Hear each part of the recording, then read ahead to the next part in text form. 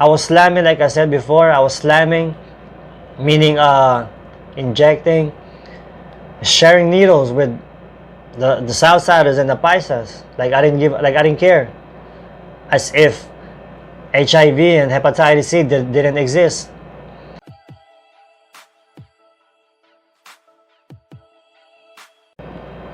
What up, loved ones? What it do? It's Patty Young right here. You know where I'm from.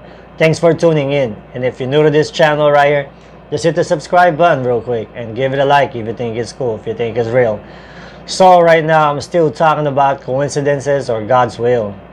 Series. So far, I've already talked about Tracy Reception, CYA. Now I'm going to be talking about Pelican Bay State Prison, Kern Valley State Prison, and Calipatria State Prison. My experience from my point of view, from my perspective, as to why I believe in the higher being looking out for me, you know.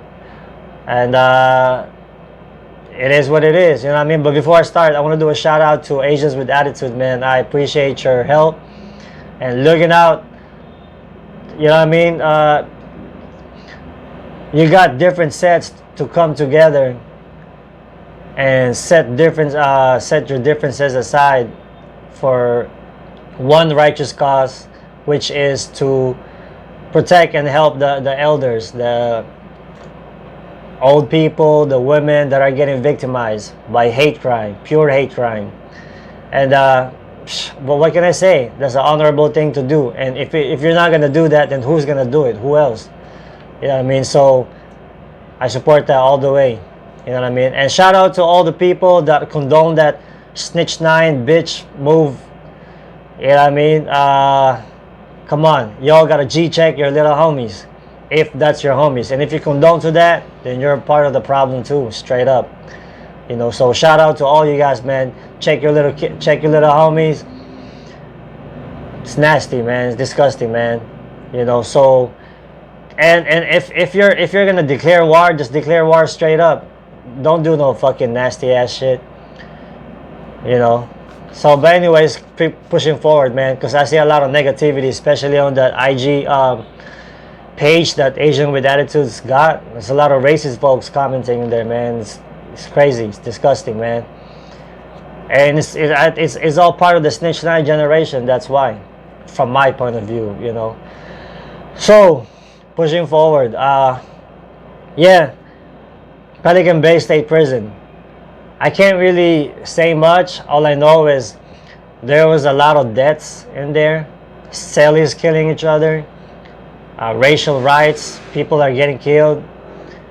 And I'm lucky to survive. I've had some good cellies. I only had one crazy ass cellie that I got into it. You know what I mean? Fought him fair and square in the cell. Mixed this shit.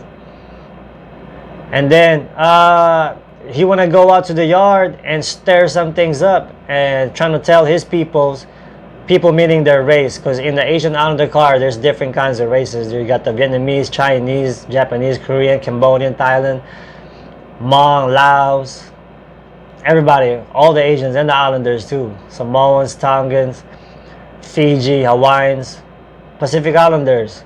So there's so many inside the Asian Islander car, and that's that dude. He want to tell his people that I dolphin him in a cell, took off on him while he was laying down, which is like a complete lie, just fabricated story. He's trying to sabotage me or trying to have me get disciplined or checked or whatever, but it didn't work because they didn't believe that guy is a J-Cat. They end up checking that guy, disciplining him, and my peoples, the Pinoys, the Pares, they talk to me too, like, hey, check it out, youngster, this is how it works. And immediately I learned, you know. But I was on the right on that one. But that was pretty much, that was all the bad stuff that I had to go through. I got away with a lot of things because as soon as I got there, the war with the Asian Islanders and the whites was already over with. So I missed that one. That's a good thing, because nobody knows what can happen in a racial riot. You know, anything can happen. You can die, catch more time, whatever, you know. And then so my whole Pelican Bay's time went pretty good. I finished. I have spent like a year and a half in B yard, on the fucked up yard, on the lockdown yard, and ended up going to A yard, and I got myself a PIA job, the optical. I finished optical. I passed it. So I'm an optician. Officially an optician. It's a vocation. It's a good thing. Of course, got my GED. Passed it on the first test. First try. You know, I did some good things. Disciplined myself to the max. And it was like a competition. Everybody else was disciplined and military style. So I had to do my best to do the same way. And I was getting challenged because I love chess. And everybody else, all the other Asians, was also good. So they were just like lacing me up, making me better, making me better. Fighting skills, they were also teaching me a lot of things. Basically, trying to train as much as we can for whatever, to be the best of ourselves during that time. And mind you, this is a level 4 180 design, Pelican Bay. No hands policy. All races are not gonna fight regular fight. Everybody's gonna use a strap.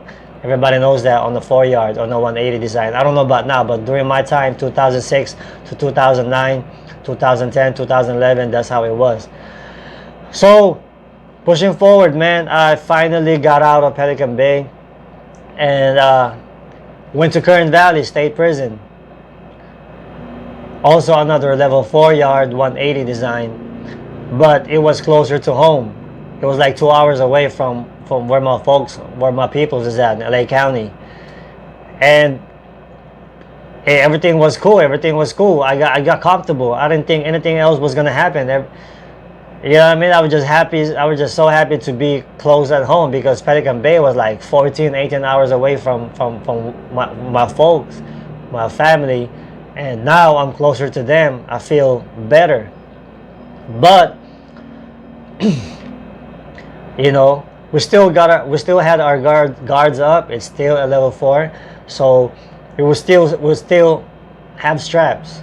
I had straps, and I was carrying them around the yard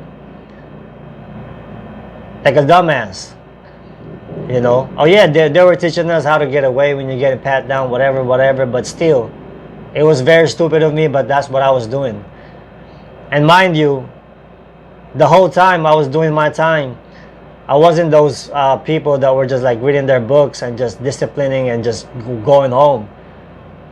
I was involved with a lot of things, illegal things, taking penitentiary chances, back to back, taking penitentiary chances, playing with my life, playing with my parole date. Why? I was a dumbass kid, you know, and I was influenced by all the other gang members that was around me. This ain't the feds, this is the state where all the gang members is at. And I mean, I was still about my money, but the stupid way, for me, you know. And that's what I was doing. So anyways, back to Kern Valley, I got comfortable, and next thing you know, bam, the homies, the Asian Islander homies smashed on the element of surprise and smashed on the whites without telling no one.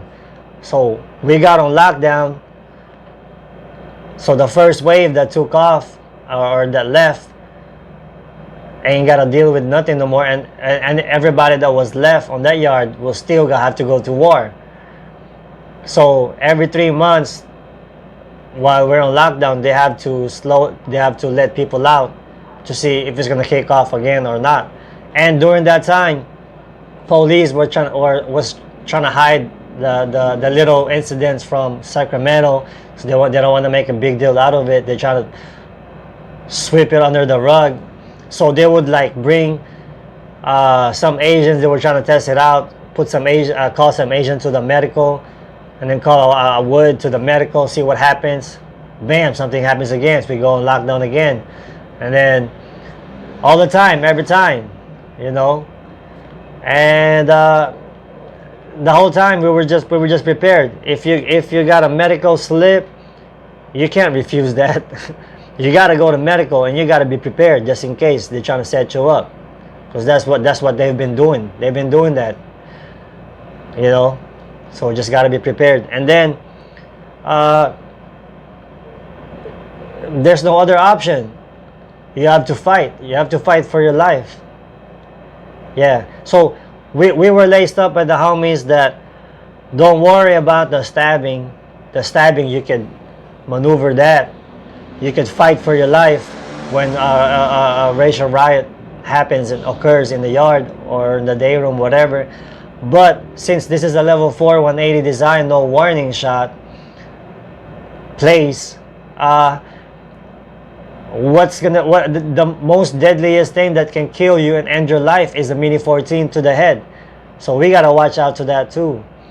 So I was just on lockdown, stressed out, worried, and during that time I read the whole New King James Bible.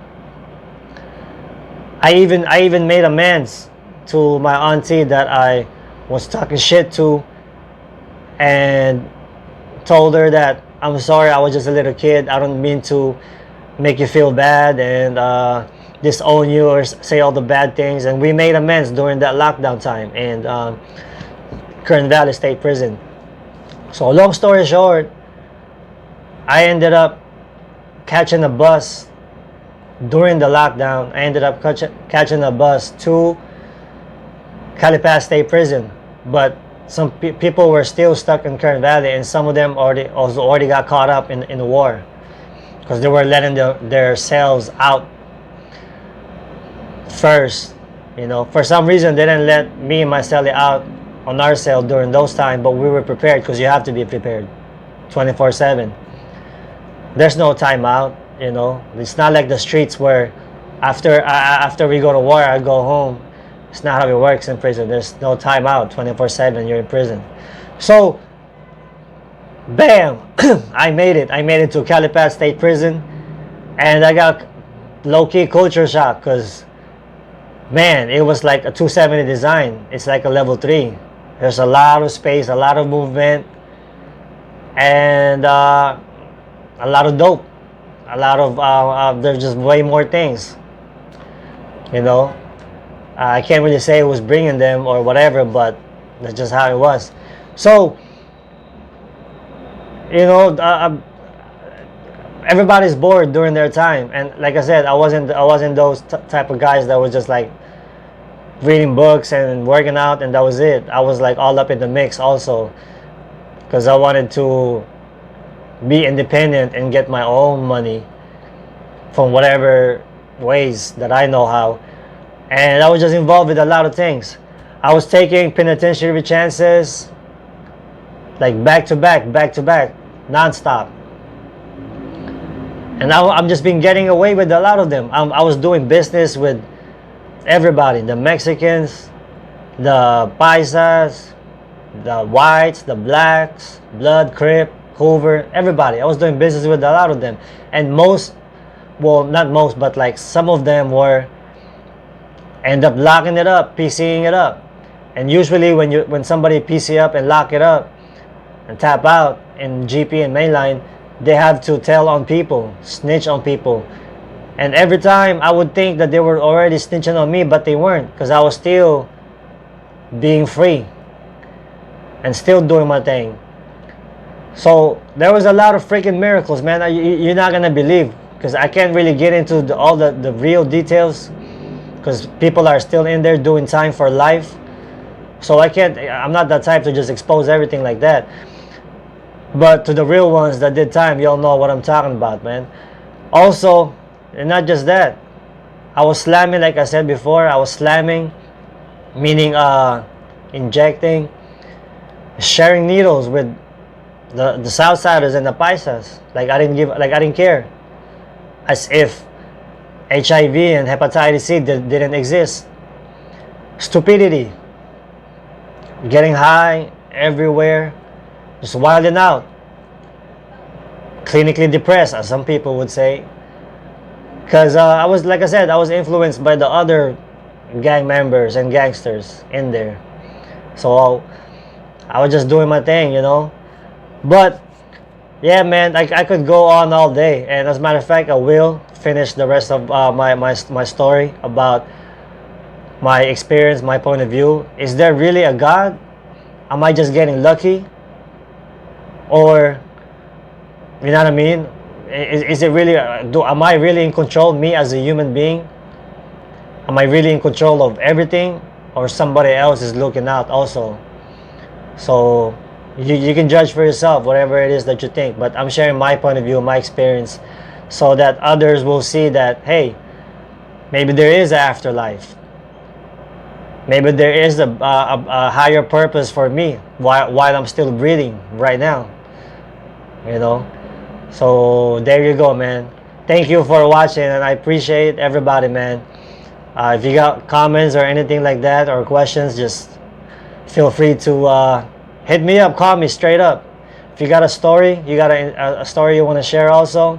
Not promoting gang violence or gang banging or anything nonsense like that, but something that's going to inspire people or show them a different way, different perspective also. Just hit me up, give me a call, my IG, Parayam, you know what's up. You know, so there it is. With that being said, say what you mean and mean what you say, because real recognize real, homeboy. I'm out of here.